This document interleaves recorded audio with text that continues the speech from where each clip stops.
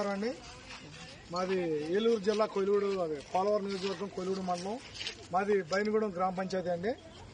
నేను మొన్న జరిగిన ఎన్నికల్లో వైఎస్ఆర్సీపీ పార్టీ తరఫున 210 బూత్ కన్వీనర్గా నేను నిధులు నిర్వహించానండి.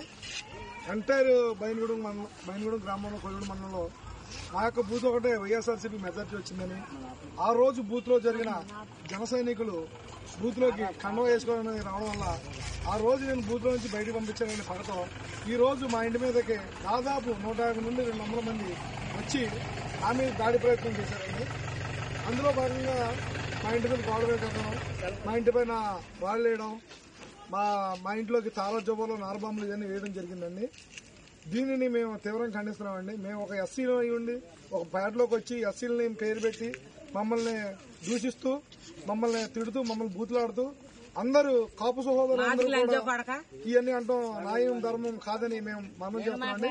ఇదే చంద్రబాబు నాయుడు గారు, ముఖ్యమంత్రి గారు, పవన్ కళ్యాణ్ గారు, మీరు ఇదేనా మీ యొక్క కార్యకర్తలకి ఇలాగా చేయమని మీరు ఆదేశించారా? పన్ను కట్టుకుని ప్రతి పేదవాడి ఇంటికి, ప్రతి దళితుడి ఇంటికి వెళ్ళి ఇలా చేయమని మీరేమైనా ప్రోత్సహిస్తున్నారా? చెప్పండి. ఇది ప్రజా రాజ్యం అంటారా లేకపోతే రౌడీ రాజ్యం అంటారా?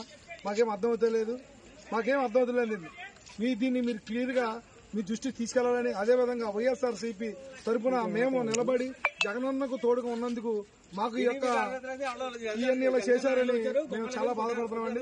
గెలిపోవడం సహజం, కానీ ఎంత ఘోరంగా మీరు మమ్మల్ని ఇంత హేళన చేసి, ఎంత టార్గెట్ చేసి చంపేస్తానంటాం, నిన్ను గుర్తు పెట్టుకుంటాం అంటాం, నిన్ను లేపేస్తానంటాం, ఎంతవరకు జన సైనికులుగా మేము ప్రశ్నిస్తున్నానండి.